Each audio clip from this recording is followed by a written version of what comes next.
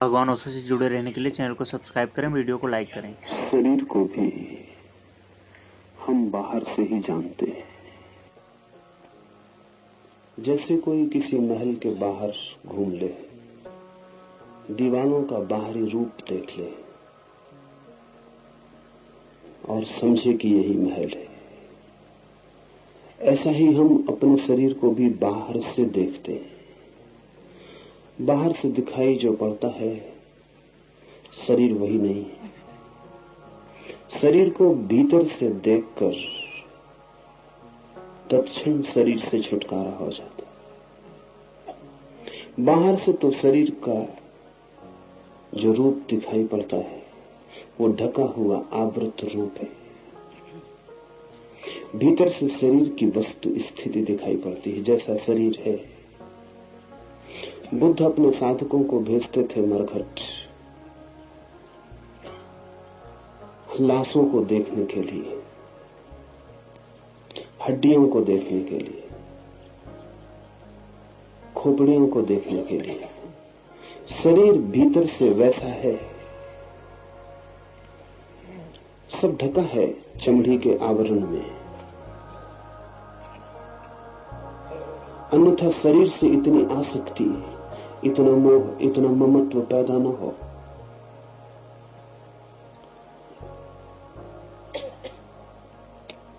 कभी शरीर को भीतर से देखने का प्रयास करें तो ये सूत्र समझ में आ सकेगा। कभी अस्पताल में चले जाएं, कभी ऑपरेशन की टेबल पर खड़े हो जाएं, देखें सर्जन को शरीर का ऑपरेशन करते हुए, तो भीतर जो दिखाई पड़े शरीर की वस्तु स्थिति वही है। ये सूत्र ध्यान के लिए बड़ा सहयोगी है। शरीर की कोई निंदा नहीं है इस सूत्र में, इसे ठीक से समझ लें। धर्म किसी की भी निंदा में उत्सुक नहीं है, न ही किसी की प्रशंसा में उत्सुक है। धर्म तो जैसा है उसे जानने में उत्सुक है। तो जब ये कहते हैं कि शरीर हड्डी, मांस, मज्जा, मल मूत्र इन सब का जोड़ है, तो ध्यान रखना कहीं भी निंदा का। दोस्तों, ऐसे ही वीडियो देखने के लिए चैनल को सब्सक्राइब करें और वीडियो को लाइक करें। ये कोई शरीर को नीचा दिखाने की चेष्टा नहीं है। शरीर ऐसा है। शरीर का जो होना है उसको ही खोलकर रख देने की बात है। ये सूत्र कहता है ये शरीर माता पिता के मैल से उत्पन्न हुआ, मल तथा मांस से भरा है। इसका जैसे अपने ही पास, अपने ही निकट चंडाल खड़ा हो, शूद्र खड़ा हो और उसका कोई त्याग करके दूर हट जाए, ऐसा ही इस शरीर का त्याग करके तो ब्रह्म रूप होकर कृतार्थ हो।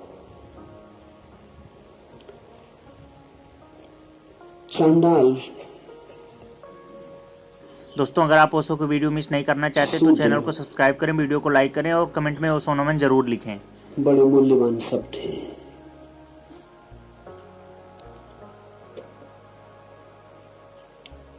प्राचीन भारतीय मनोविज्ञान कहता है कि जो व्यक्ति भी अपने को शरीर मानता है वो शूद्र है। शूद्र का अर्थ है जिसने अपने को शरीर मान रखा है। ब्राह्मण का अर्थ है जिसने अपने को ब्रह्म जान लिया। ब्राह्मण कोई ब्राह्मण के घर में पैदा होने से नहीं होता, न ही कोई शूद्र किसी शूद्र के घर में पैदा होने से शूद्र होता है। शूद्रता का और ब्राह्मणत्व का कोई भी संबंध घरों से नहीं है, परिवारों से नहीं। शूद्र एक मनोदशा है, ब्राह्मण भी एक मनोदशा है। सभी लोग शूद्र की तरह पैदा होते हैं, कुछ ही लोग ब्राह्मण की तरह होकर मर पाते हैं। सारा जगत शूद्र है। शूद्र अर्थात जगत में सभी लोग अपने को शरीर मानकर जीते। ब्राह्मण को खोजना बहुत मुश्किल है।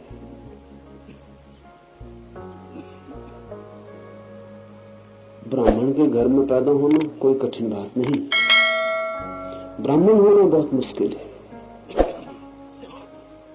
उद्दालक ने अपने बेटे श्वेतकेतु को कहा है कि श्वेतकेतु, तू जा ऋषि के आश्रम में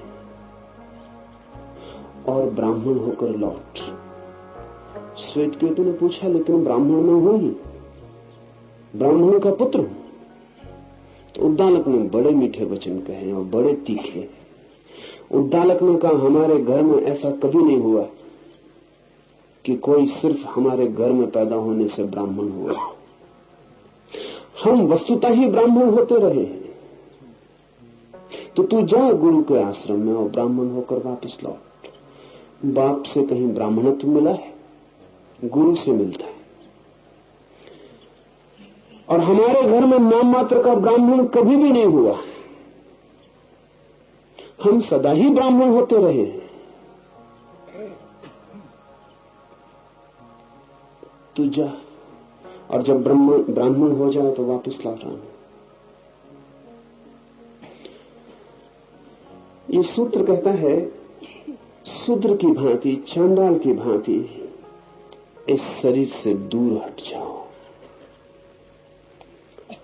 दूर हटना भी नहीं पड़ता, समझ में आ जाए कि दुर्गंध है, समझ में आ जाए मलमूत्र है, समझ में आ जाए मांस मज्जा है, दिखाई पड़ जाए, दूर हटना शुरू हो जाता है। हम खिंचते हैं वहां, आकर्षित होते हैं वहां जहां सोचते हैं सुगंध है, सुवास है। हटने लगते हैं वहां से, विकर्षित होते हैं वहां से जहां लगता है दुर्गंध है। शरीर के पास रहने का जो मन है हमारा, वो शरीर के संबंध में हमारे अज्ञान के कारण ही है। हमें पता ही नहीं कि शरीर हमारा क्या है। तो शरीर को भीतर से देखें, अपने ही सर्जन बन जाएं, अपने को ही उगाड़ें। चमड़ी बहुत मोटी नहीं है, बहुत पतली है, और चमड़ी के भीतर जो छिपा है उससे हम कितना राग बना लेते हैं और इस भांति जीने लगते हैं जैसे वही हमारा सब कुछ होना है। तो जुड़ जाते, बंध जाते। शरीर की ठीक ठीक स्थिति ख्याल में आने लगे तो आप पाएंगे दूर हटना शुरू हो गया। हटना भी नहीं पड़ता है, हटना शुरू हो जाता है। फिर तो पास आना हो तो चेष्टा करनी पड़े,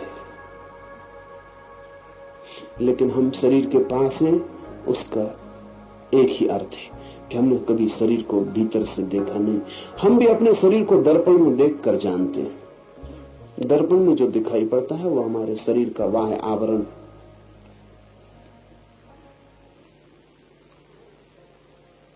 बड़ा अच्छा हो कि विज्ञान ऐसे यंत्र इजाद कर सके, जिससे एक्सरे की मशीन है। आज नहीं कल विज्ञान ऐसे यंत्र बना ले कि उनके सामने आदमी खड़ा हो जाए तो जैसा वो भीतर से है, पूरा का पूरा हड्डी, मांस, मज्जा, मलमूत्र सब दिखाई पड़ जाए। तो वैसे यंत्र बड़े काम के हो सकते।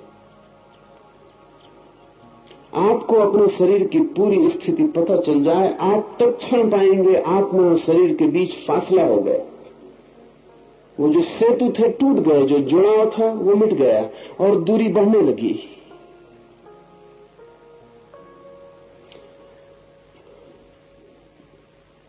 उपनिषद के ऋषियों ने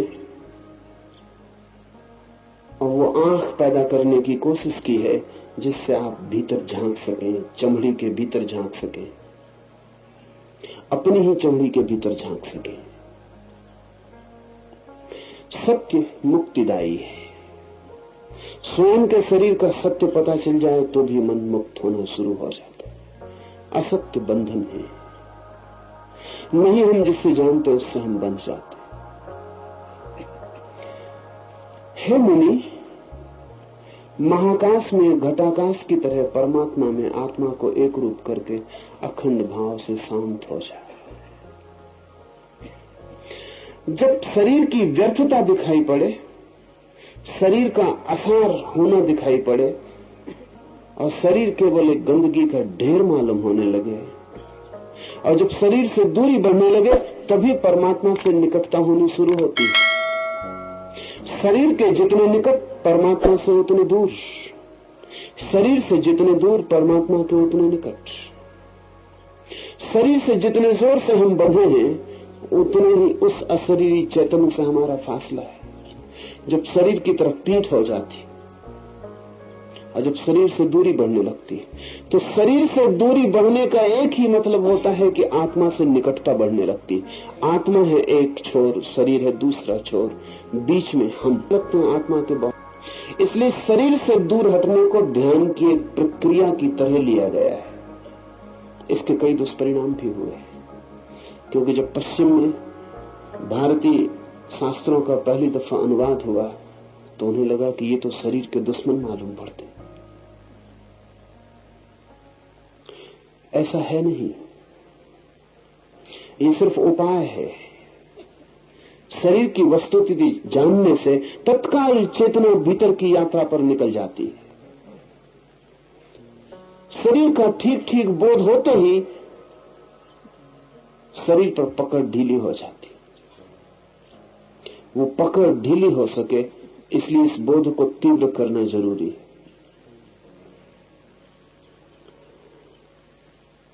मृत्यु पर चिंतन, शरीर की वस्तु स्थिति पर मनन, उघाड़ कर शरीर का जो रूप है उसे आंख के सामने कर लेना, विधियां हैं ध्यान की।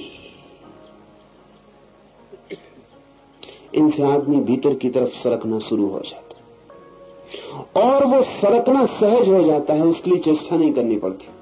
अगर आप शरीर को बिना समझे भीतर की तरफ जाना चाहते हैं तो अति कठिनाई होगी, क्योंकि मन तो शरीर में लगा ही रहेगा, जुड़ा ही रहेगा। बुद्ध का एक भिक्षु एक गांव से निकलता है, सुंदर है बहुत। ध्यान ने उसके सौंदर्य को और भी गरिमा दे दी है। मौन भीतर सघन हुआ है, तो उस मौन की किरणें उसकी आंखों और उसके चेहरे से और भी प्रकट होने लगी। वह आभा मंडित हो गया है, एक वेश्या उस पर मोहित हो जाती। रविन्द्रनाथ ने एक बहुत मधुर गीत इस घटना पर लिखा है। वो वेश्या उतर के अपने महल से नीचे आती है और उस भिक्षु को निवेदन करती है कि उसके महल में एक रात विश्राम कर ले। वो भिक्षु कहता है, निमंत्रण अस्वीकार करना हमारा नियम नहीं, आऊंगा, लेकिन अभी समय नहीं आया। जब तुम्हारे शरीर की वास्तविक स्थिति प्रकट हो जाएगी तब मैं आऊंगा।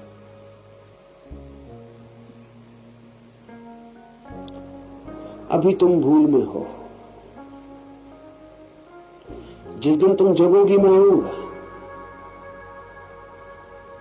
वेश्या को कुछ समझ में नहीं आता। वेश्या का मतलब यह है कि शरीर की भाषा के अतिरिक्त जिससे और कोई भाषा समझ में नहीं आती। इसलिए ये मत सोचना कि कोई पत्नी है तो वेश्या नहीं है।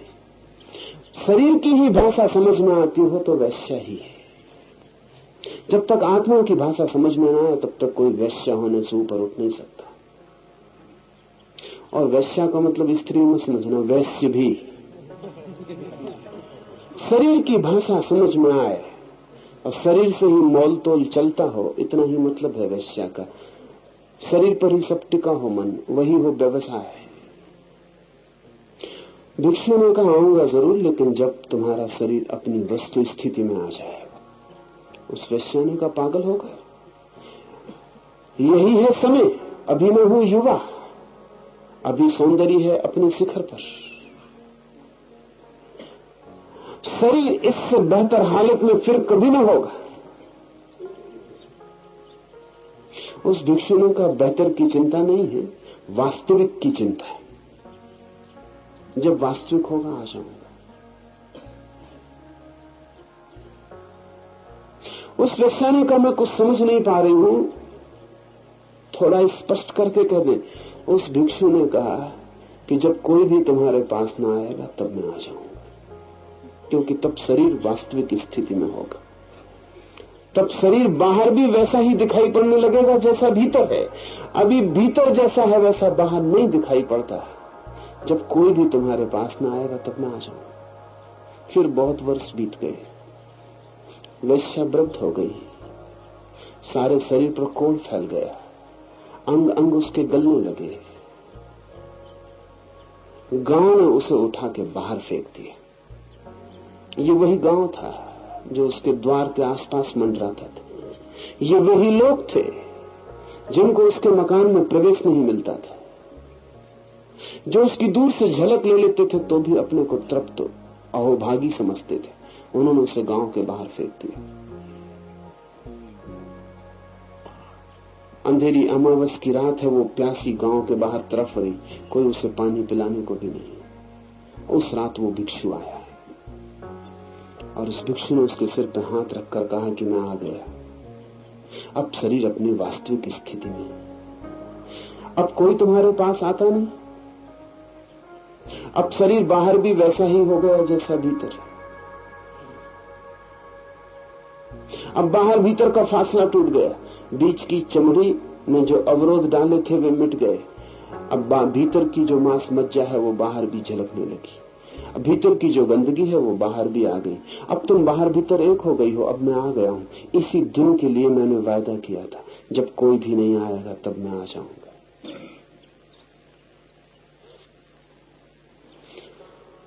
रही मेरी बात, उस भिक्षु ने कहा मुझे तो उस दिन भी ये दिखाई पड़ता था जो आज बाहर आ गए, तुम्हें नहीं दिखाई पड़ता था। मैं तो उस दिन भी तुम्हारे घर मेहमान हो सकता था, मुझे कोई अड़चन न थी। तुम्हें भ्रांति और बढ़ जाती कि अब तो भिक्षु भी मेरे घर मेहमान होने लगे। मेरी कोई अड़चन न थी, उस दिन भी आ जाता, क्योंकि उस दिन भी मैं यही देख रहा था जो आज तुम्हें दिखाई पड़ रहा है। जो आज पूरे गांव ने देख लिया वो मैंने उस दिन भी देख लिया था। लेकिन वो वेश्या वहां बाहर पड़ी भी अपने शरीर को नहीं देख रही। आंख बंद करके वो उन्हीं दिनों का स्मरण कर रही जब शरीर सुंदर था, जब गांव में गरिमा थी, गौरव था। बुढ़ापे में भी लोग जवानी का चिंतन करते। शरीर भी अपनी सच्चाई को प्रकट कर देता है तो मन से ढांकते रहते हैं। चमड़ी भी साथ नहीं देती अब तो आंखें बंद कर लेते, और भीतर वो जो बीत गया उसका रस लेते रहते।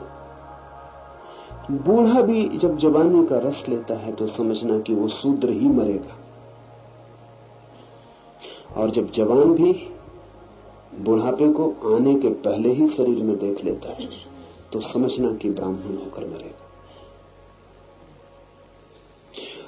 मरता हुआ आदमी भी जब जीवन की ही वासना लिए रहता है तो समझना कि शूद्र है, और भरी जवानी में भी आदमी जब मृत्यु को देखने लगता है तो समझना कि ब्राह्मण का जन्म शुरू हो गया। और ये जरूरी है कि शरीर की ये वास्तविकता हमें दिख जाए तो हमारी पीठ हो जाए इसकी तरफ, और मुंह हमारा उस तरफ हो जाए जहां चैतन्य है। मुनि, महाकाश में घटाकाश की तरह परमात्मा ने आत्मा को एक रूप करके अखंड भाव से सदा शांत रहो। मोड़ लो मुंह अपना शरीर से, और फिर देखो उस महाआकाश की तरफ। वो महाआकाश निकट ही है। एक घड़ा रखा हो, जमीन पर हम उसे उल्टा रखते हैं तो घड़ा आकाश की तरफ देखे पर उसे दिखाई पड़ेगी केवल मिट्टी की देह, आकाश दिखाई नहीं पड़ेगा। घड़े को उल्टा रख दिया जमीन पर, वो आकाश की तरफ देखे, उसे क्या दिखाई पड़ेगा? उसे दिखाई पड़ेगी अपनी ही मिट्टी की परत, अपनी देह, अपना शरीर। आकाश दिखाई नहीं पड़ेगा। फिर घड़े को हम सीधा रख दें और घड़ा आकाश की तरफ देखे, मुंह आकाश की तरफ है।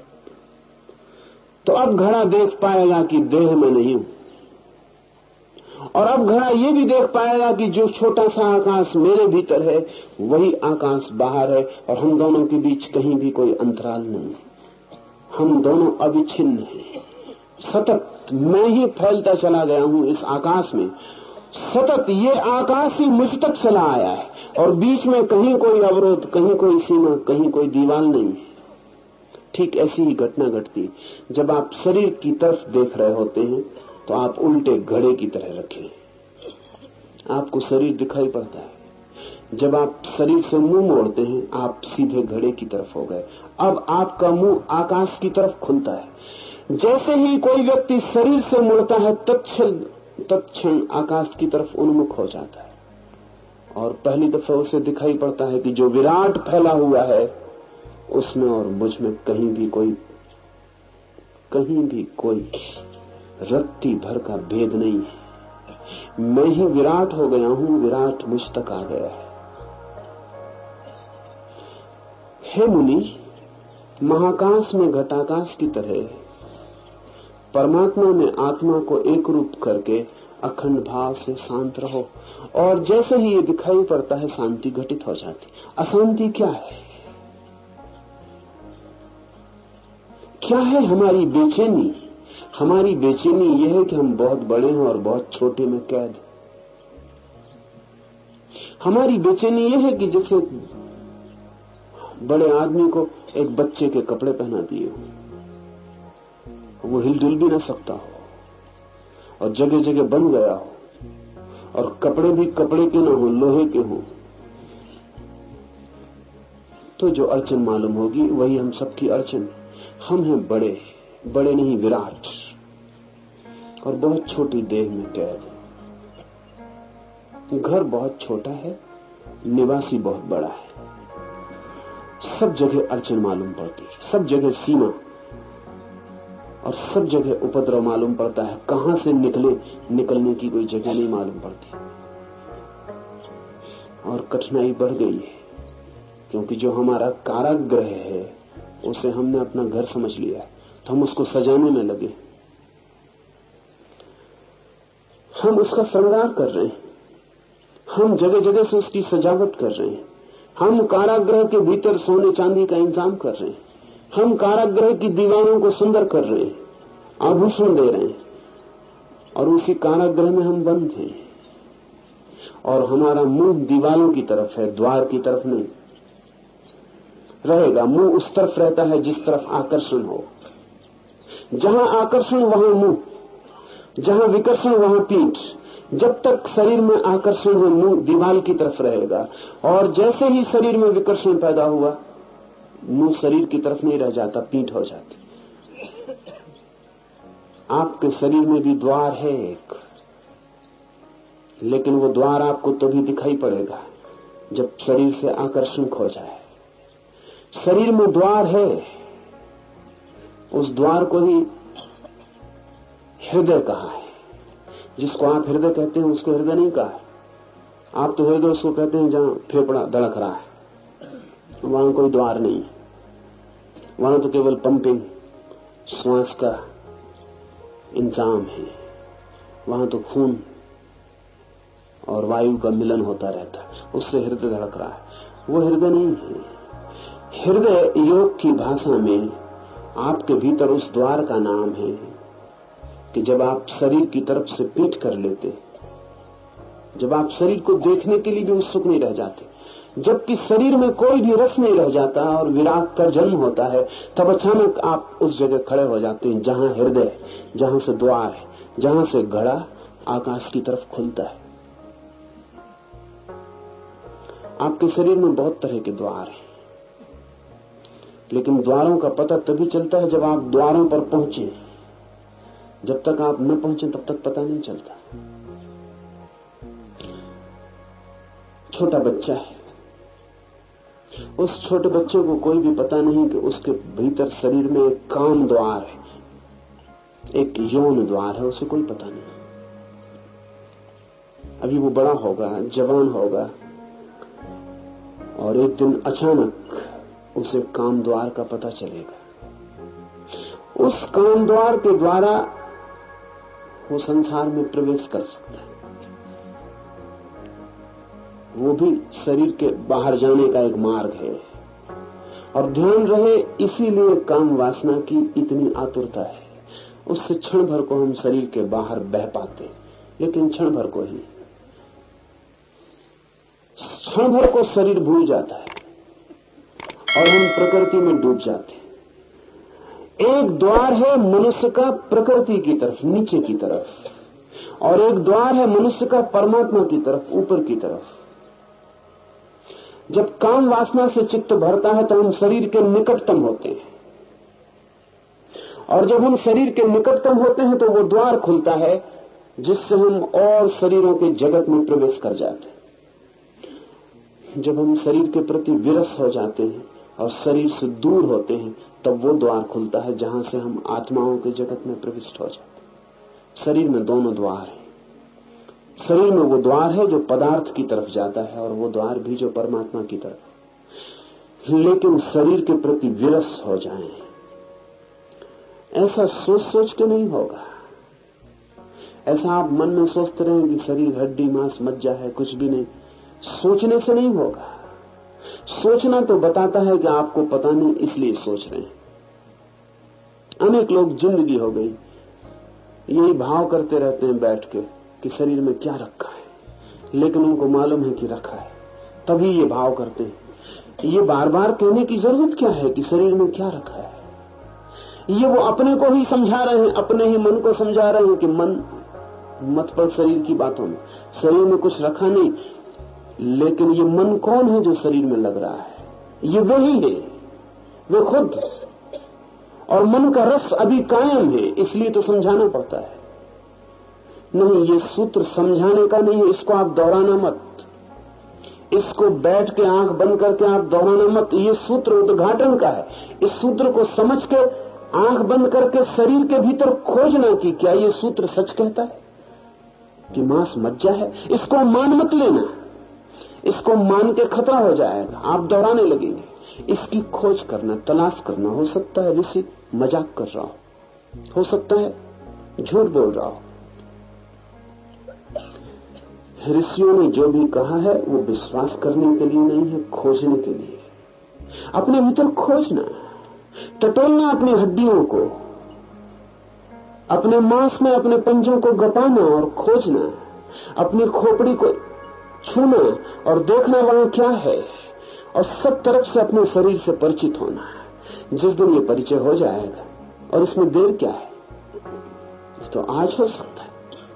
ये शरीर तो आपको मिला ही हुआ है, लेकिन आपने कभी इसकी खोज नहीं की, इसको आपने कभी जांचा पड़ता नहीं। और ऐसा अजीब है आदमी कि आपको तो माफ भी किया जा सकता है। मैं ऐसे डॉक्टर्स को जानता हूं जिनका सारा अध्ययन, जिनकी सारी शिक्षा हड्डी मांस मज्जा की है, वे भी इतने ही मोहित हैं शरीर में। एक डॉक्टर का भी शरीर में मोहित होना चमत्कार है। इसका मतलब है अंधापन गजब का है। अंधापन का कोई हिसाब नहीं। ये सर्जन की तरह ये डॉक्टर टेबल पर शरीरों को काटता रहता है, और फिर भी मजनुओं की तरह लैलाओं के गीत गाता रहता है। तो चमत्कार इसको कहना चाहिए। ये ताबीज वगैरह निकाल देते हैं साईं बाबा, ये कोई चमत्कार नहीं है। चमत्कार ये है कि ये आदमी रोज काटता है मांस मज्जा को, और जब शरीर को खोलता है तो दुर्गंध की वजह से नाक बंद कर लेता है।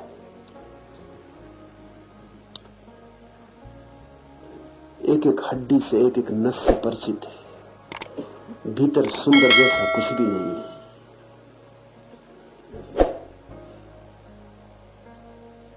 लेकिन बड़ी मजे की घटनाएं घटती। मैं एक डॉक्टर को ये कह रहा था, मित्र हैं, वो कहने लगे आप कहते हैं तो मुझे ख्याल आया। मैं एक स्त्री का ऑपरेशन कर रहा था, और जब मैंने उसका पेट खोला तो नासिया, बहुत मन विकार, वो सब जो दिखाई पड़ा उससे मन बहुत विकृत हो गया और बड़ी घबराहट भीतर मालूम होने लगी। ये एक तरफ चल रहा है और उस डॉक्टर ने मुझे कहा, ईमानदार आदमी है, कि ये एक तरफ चल रहा है और पास में मेरे नर्स खड़ी है, उसमें मेरा रस भी चल रहा है।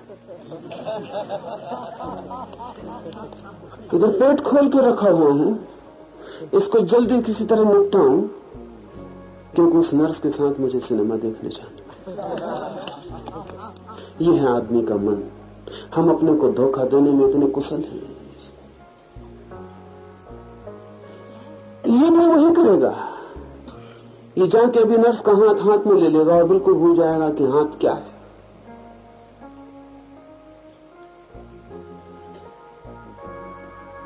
तो आम आदमी को तो माफ किया जा सकता है,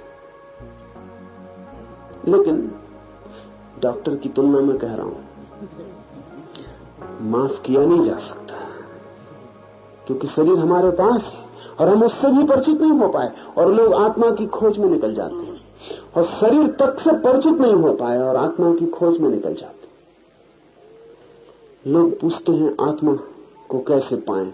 कृपा करके पहले शरीर को तो ठीक से जान लें, जो बहुत निकट और करीब है, इससे तो परिचित हो जाए, और इससे परिचित होना ही आत्मा की तरफ उठने की सीढ़ी बन जाती, क्योंकि जो इससे परिचित हुआ वो फिर इसकी तरफ विमुख हो जाता है, और जो शरीर से होता है विमुख वो आत्मा की तरफ उन्मुख हो जाता है, तब उसका मुंह आत्मा की तरफ हो जाता है। और जब आकाश मिलता है भीतर के इस छोटे से घटा आकाश से, तो जो घटना घटती है उसका नाम शांति। अशांति है इस कारागृह में बंद होना, शांति है इस कारागृह के बाहर विराट के साथ एक होने का अनुभव। ईश्वर से मिले बिना कोई भी शांत कभी हुआ नहीं।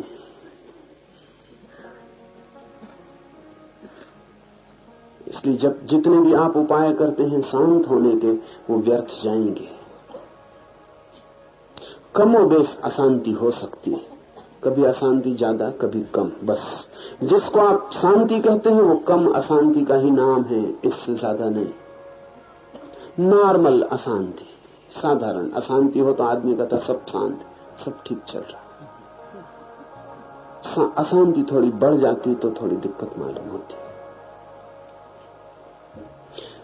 मनस्विद कहते हैं कि हमारा धंधा कुल इतना है कि हम तुम्हें सामान्य रूप से पागल रख सके। दो तरह के पागल हैं दुनिया में, बस दो ही तरह के आदमी ही हैं। असाधारण रूप से पागल, उनको हमें पागल खाने में रखना पड़ता है। साधारण रूप से पागल दुकानों में, दफ्तरों में, सब जगह बैठे हुए। इनके बीच जो फर्क है वो डिग्री का, मात्रा का। इनमें से कोई भी उचक के दुकान से एकदम पागल खाने में जा सकता है, कोई अड़चन नहीं। जरा मात्रा बढ़ाने की जरूरत है और आप रोज कई दफा पागल खाने के करीब हो जाते। जब आप क्रोध से भर जाते तो आप क्षण भर के लिए पागल हो गए। आप में और पागल में कोई फर्क नहीं, आप वो काम करेंगे जो पागल करता है।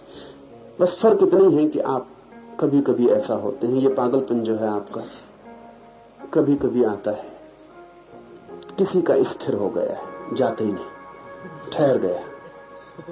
आप थोड़े तरल पागल हैं, लिक्विड, बहते रहते हैं। कोई ठोस हो गया, बर्फ की तरह जम गया। मनस्विद कहते हैं कि हमारा कुल काम इतना है कि जो जरा ज्यादा आगे चले गए पागलपन में, उनको जरा पीछे ले आना और सामान्य भीड़ के साथ खड़ा कर देना। इससे ज्यादा हम कुछ कर नहीं सकते। एडजस्टमेंट कर सकते हैं कि वापस साल 2 साल समझा बुझा के दवा दारू से वापस बिठा देना वहीं जहां वो पहले अपनी दुकान में बैठे थे। इतना पागलपन जिससे कि काम में बाधा न पड़े, काम चलता जाए। अशांति हमारा स्वभाव बन गई है और स्वाभाविक है ऐसा होना, क्योंकि शांत होने का एक ही अर्थ है। जब गंगा सागर में गिरती है, उन दोनों के बीच जो घटना घटती है उसका नाम है शांति। जब आपकी सरिता भी सागर में गिरती, तब जो घटना घटती उस मिलन के क्षण में, उसका नाम है शांति। परमात्मा से मिले बिना कोई शांति नहीं। स्वयं ही अपने आप स्वयं प्रकाश और अधिष्ठान ब्रह्म रूप होकर पिंडांड तथा ब्रह्मांड का भी विष्ठा पात्र के समान त्याग कर दे। न केवल इस शरीर को त्याग कर देना है, बल्कि ये जो विराट शरीर दिखाई पड़ रहा है, ब्रह्मांड, ये जो बड़ा जगत दिखाई पड़ रहा है, छोटे रूप में आदमी तस्वीर है बड़े जगत की। आपके बाहर फैला हुआ एक शरीर है, वो आपकी देह, भीतर छिपा हुआ चिदात्मन ज्योति है आत्मा की। ठीक ऐसे ही इस पूरे विराट का शरीर है जगत, और उसके भीतर छिपा हुआ ब्रह्म। इस शरीर का तो त्याग कर ही देना है। ये जो बाहर विराट शरीर फैला हुआ है, ये भी इसी के साथ व्यर्थ हो जाता है, इसका भी त्याग कर देना। जब कोई व्यक्ति अपने शरीर से विमुख होता है तो उसे आत्मा का अनुभव होता है। इस शब्द को ठीक से समझ लें। जब कोई व्यक्ति अपने शरीर से विमुख होता है तो उसकी आंखों में पहली दफे जो झलक आती है वो अपनी ज्योति की है, आत्मा की है, घटाकाश की है। और जब कोई व्यक्ति सारे जगत के ब्रह्मांड शरीर से भी विमुक्त हो जाता है, तब उसे जो अनुभव होता है वो ब्रह्म ज्योति का है। आत्मा और परमात्मा में इतना ही फर्क है। आत्मा का मतलब है आपको छोटी सी ज्योति का अनुभव हुआ, परमात्मा का अर्थ है अब आप महासूर्य के समक्ष खड़े हो गए। अपने शरीर से छूटकर आत्मा का अनुभव होता है और ब्रह्मांड से छूटकर परमात्मा का अनुभव होता है, पर दोनों में मात्रा का ही फर्क है। इसलिए जो आत्मा तक पहुंच गया उसे कोई अड़चन नहीं है, उसे कोई बाधा नहीं है, वो दूसरी छलांग भी आसानी से ले सकता है। देह के ऊपर आरूढ़ हुए अहंकार बुद्धि को सदैव आनंद रूप चिदात्मा में स्थापित करके लिंग शरीर को त्याग और सर्वदा केवल आत्मा रूप हो। सतत ये मुख आकाश की तरफ बना रहे, यही सन्यास का अर्थ है। ग्रस्त चेष्टा करके कभी कभी एक झलक पा लेता है, फिर लौट आता है अपने घर में। ग्रस्त का मतलब आप समझ लेना, ग्रस्त का मतलब शरीर में जो लौट लौट आता है। ग्रह से मतलब उस घर का नहीं है जिसमें आप रहते हैं, ग्रह से अर्थ इस घर का है जिसमें आप पैदा हुए। इसमें जो ठहर गया है उसका नाम है ग्रस्त। कभी कभी झलक भी मिल जाती है, फिर लौट लौट आता है। कभी कभी घड़ा सीधा भी हो जाता है, फिर उलट हो जाता है, फिर ठहर जाता है। उल्टा होना आदत हो गई, आदत की वजह से उल्टा होना सीधा मालूम पड़ता है। आदत की वजह से इतने दिन तक उल्टे रहे हैं कि आदत की वजह से वही ठीक मालूम पड़ता है। अगर एक आदमी को जन्म के साथ शीर्षासन करवा दिया जाए और वो शीर्षासन किए ही बड़े किए जाए, तो किसी दिन अगर उनको सीधा खड़े होने को कहा जाए तो वो कहेगा क्या उल्टा खड़ा करवा रहे हैं, स्वभावता, क्योंकि उनकी आदत तो एक पड़ गई कि सिर के बल खड़ा होना। एक छोटी सी जाति है दक्षिण अमेरिका में, एक छोटे पहाड़ पर 300 लोगों का कबीला है। एक मक्खी है वहां जिसके काटने से सभी लोग अंधे हो जाते, तो 300 ही लोग अंधे हैं। छोटी सी आदिवासियों की जाति। सब बच्चे आंख वाले पैदा होते हैं, लेकिन 3 महीने के भीतर अंधे हो जाते, क्योंकि 3 महीने के भीतर वो मक्खी काट ही देती है। इसलिए उस कबीले को पता ही नहीं कि आंखें होती, और 3 महीने के बच्चे को तो क्या पता चलेगा कि आंखें, बाकी तो सब अंधे हैं। 3 महीने के भीतर हर बच्चा अंधा हो ही जाएगा। अगर उस कबीले में कभी कोई आंख वाला पैदा हो जाए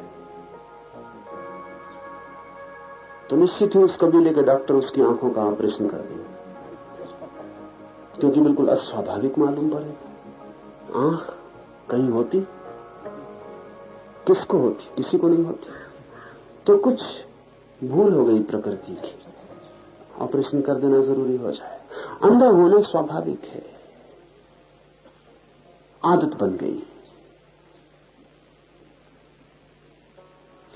हम जैसे हैं वो स्वाभाविक लगता है, जरूरी है कि स्वाभाविक हो। इसे थोड़ा ठीक से समझ लें। आदत स्वभाव मालूम पड़ सकती है, लेकिन आदत स्वभाव नहीं। आदत और स्वभाव में फर्क क्या है? आदत का मतलब है जिसे हम करते रहे हैं इसलिए करते चले जा रहे हैं। स्वभाव का अर्थ है कि हम अपना सब करना भी छोड़ दें तो वो होता रहेगा, उसे करना नहीं पड़ता।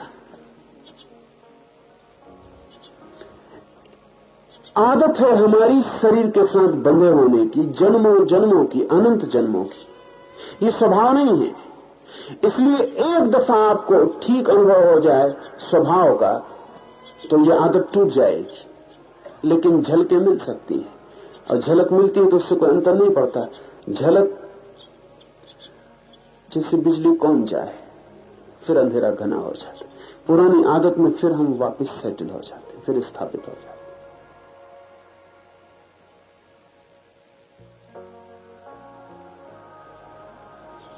सन्यासी का अर्थ है जिसने ये निर्णय लिया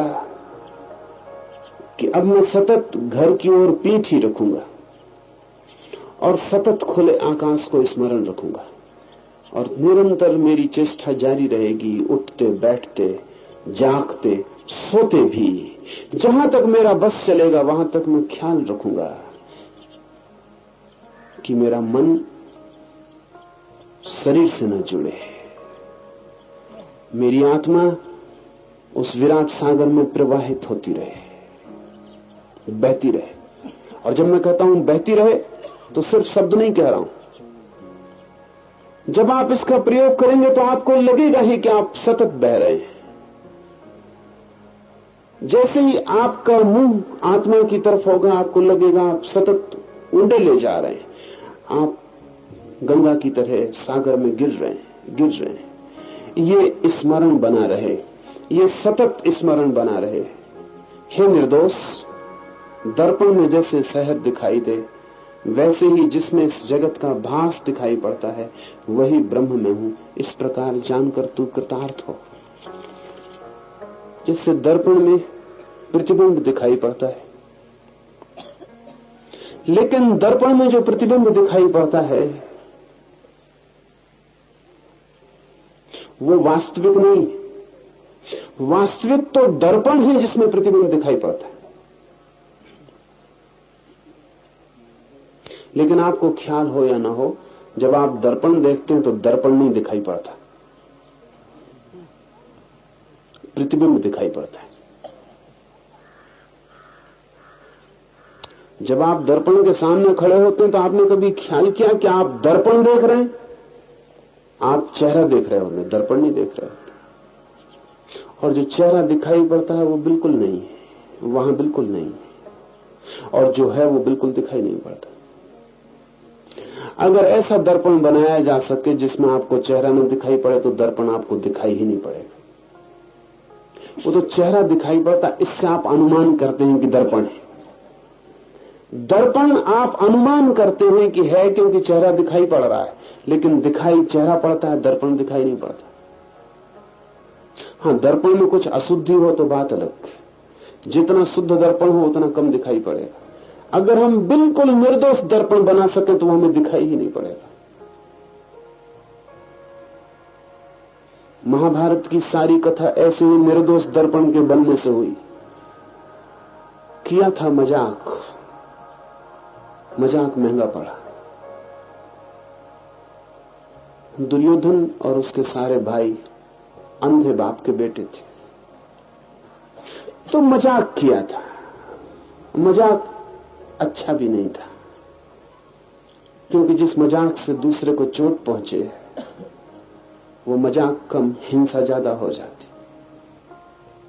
तो पांडवों ने बनाया था एक मकान, निमंत्रित किया था अपने चचेरे भाइयों को। मकान में ऐसे दर्पण लगाए थे जो बड़े निर्दोष थे। दर्पण इतने निर्दोष थे कि दिखाई ही नहीं पड़ते थे कि दर्पण है।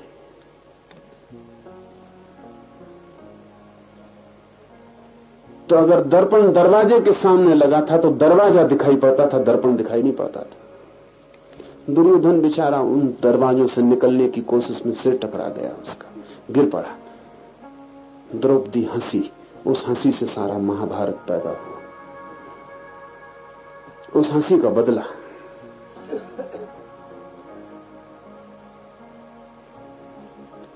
ऐसी कोई बड़ी बात न थी, लेकिन छोटी सी हंसी भी बड़ी हिंसा हो सकती है। इसलिए द्रौपदी को फिर भरी सभा में नग्न करने की कोशिश का जिम्मेवार अकेला दुर्योधन नहीं है, द्रौपदी की हंसी भी उसमें सम्मिलित। मूल कारण वही है, अंधे का बेटा है इसलिए दिखाई नहीं पड़ता है। होगा ही ऐसा, क्योंकि अंधे का बेटा है इसलिए हंसी की गिरो गई। जहां दरवाजा नहीं वहां दरवाजा देख रहे। पर बात कुल इतनी थी कि बहुत निर्दोष दर्पण का उपयोग किया गया था, तो दर्पण तो दिखाई नहीं पड़ता, जो प्रतिबिंब पड़ता है वही दिखाई पड़ता है। ऋषि कहता है, हे निर्दोष, दर्पण में जैसे प्रतिबिंब दिखाई दे, वैसे ही जिसमें इस जगत का भास दिखाई पड़ता है, भीतर जो हमारी आत्मा है वो निर्दोष दर्पण है। सारा जगत उसमें दिखाई पड़ता है। तो हम इस जगत को पकड़ने दौड़ पड़ते हैं, लेकिन वो दर्पण हम नहीं देखते जिसमें ये दिखाई पड़ता है, जिसमें ये झलकता है। एक हीरा दिखाई पड़ रहा है, कोहनूर रखा है, वो दिखाई पड़ रहा है, तो आप कोहनूर की तरफ दौड़ते हैं। आपको ये ख्याल में भी नहीं आता कि जिसको ये दिखाई पड़ रहा है, जिसमें ये कोहनूर की छवि बन रही है, वो कौन है? वो दर्पण क्या है मेरे भीतर, जो कोहनूर को मेरे भीतर तक प्रतिबिंबित कर देता है। चांद दिखाई पड़ता है आकाश में, भीतर वो कौन है जिसमें ये चांद प्रतिबिंबित हो जाता है? मेरे भीतर एक घूमता हुआ दर्पण है जो सारे जगत को देखता रहता है। जब तक आप जगत को पकड़ने जा रहे हैं, तब तक आप प्रतिबिंबों को पकड़ रहे हैं। जिस दिन आप दर्पण को पकड़ने लगेंगे, आपका प्रवेश हो गया उस जगत में जो सत्य का है। और दर्पण को जो पकड़ लेगा, फिर वो प्रतिबिंबों के मोह में नहीं पड़ता।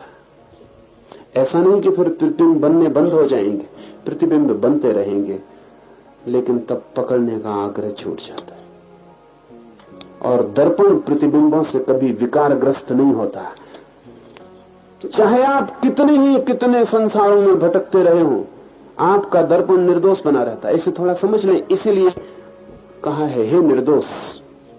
ये आपसे कहा है, हे निर्दोष। आपको भी शक होगा कि ऋषि से कोई भूल तो नहीं होगी। हमसे और कहा है, हे निर्दोष। नहीं, पर कारण से कहा है।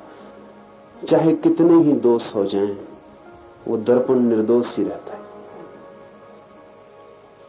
एक दर्पण के सामने आप कुछ भी खड़ा कर दें, गंदगी रख दें, मलमूत्र रख दें, दर्पण उसका प्रतिबिंब बना देगा। लेकिन क्या आप सोचते हैं कि दर्पण उस गंदगी से दोषी हो गया?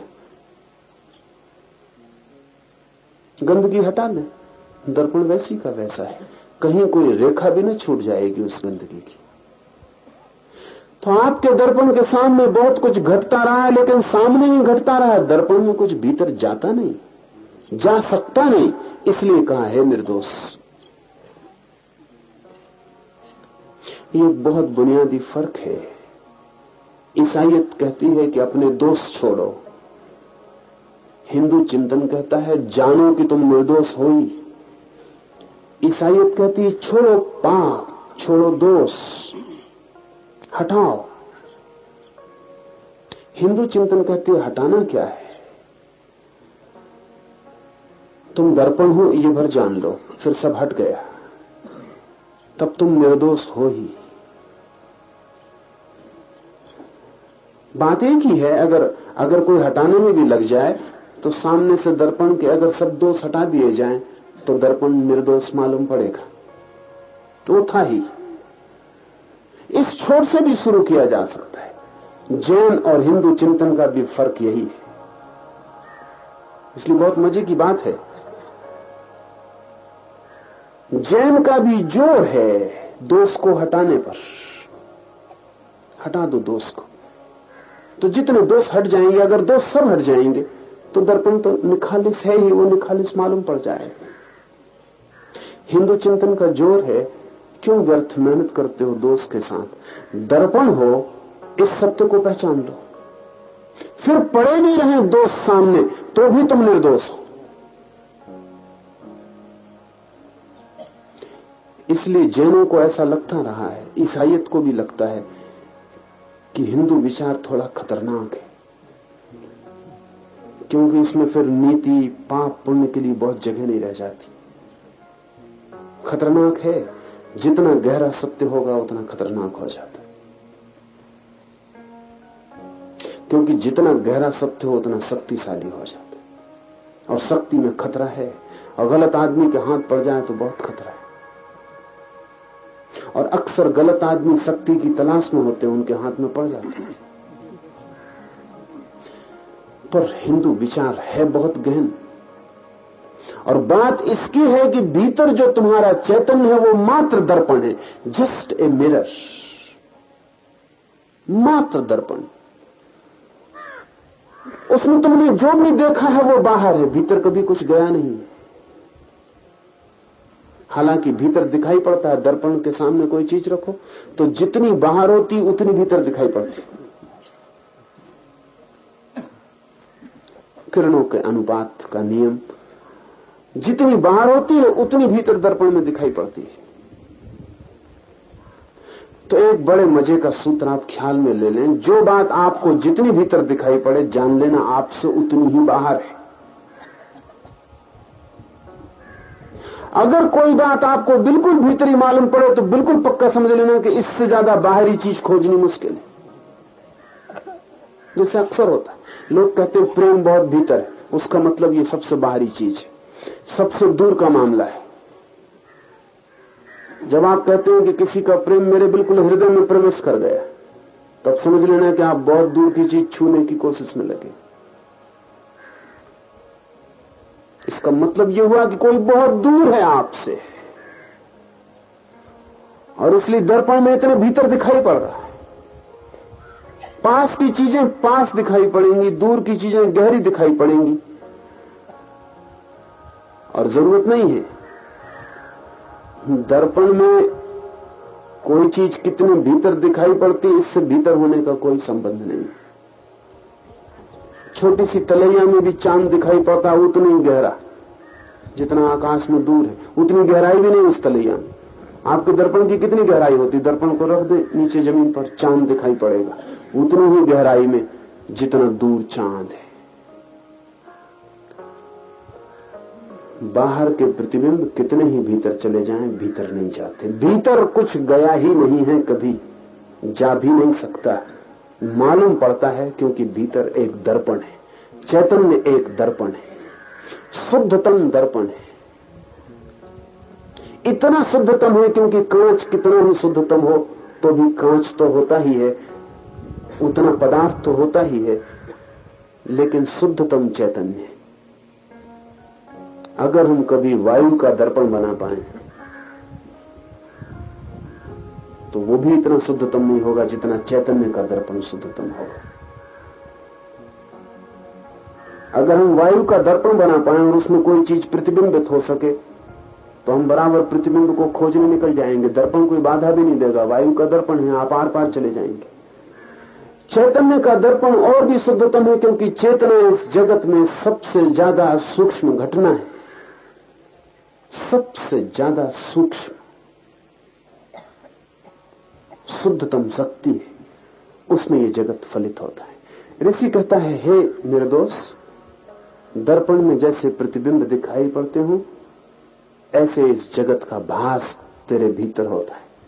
इसे छोड़कर, इसे जानकर, इसे पहचान कर, मैं ब्रह्म हूं, मैं दर्पण हूं, वो नहीं जो प्रतिफलित होता है, बल्कि वो हूं जिसमें प्रतिफलित होता है। तू कृतार्थ हो, इसके बिना और कोई कृतार्थता है भी नहीं। जब तक कोई अपनी चेतना की शुद्धता को नहीं पहचानता तब तक अकृतार्थ है। वो कुछ भी करता रहे, कुछ भी पाता रहे, सब पाया हुआ व्यर्थ होगा, सब किया अनकिया हो जाएगा, सब दौड़ धूप ऐसी ही होगी जैसे कोई पानी पे लकीरें खींचता रहे, खींच भी नहीं पाता कि मिट जाती, फिर खींचता रहे, मिटती जाती। जिंदगी के आखिर में जिन लोगों ने प्रतिबिंबों की तलाश की है, मौत के क्षण में उन्हें पता चलता है पानी पर लकीरें खींचते हैं, सब खो जाता है। सब प्रतिष्ठा, सब पद, सब धन, सब संग्रह, सब खो जाता है। मौत के क्षण में पता लगता है कि बड़ी भूल हो गई। हमने सोचा था ग्रेनाइट पर लकीरें खींच रहे, पानी पे खींच रहे थे, लेकिन तब पता चलता है जब कुछ किया नहीं जा सकता। इसका पता अगर आज चल जाए, अभी चल जाए, तो कुछ हो सकता है। पानी पे लकीरें खींचना बंद हो सकता है। और जो आदमी हाथ खींच लेता है पानी पे लकीरें खींचने से, उस आदमी का दूसरे जगत में प्रवेश हो जाता है, उस जगत में जहां कुछ भी कभी नहीं मिटता है। एक है जगत मृत्यु का, एक है जगत अमृत का। मृत्यु से जो हट जाता है वो अमृत को उपलब्ध होता है।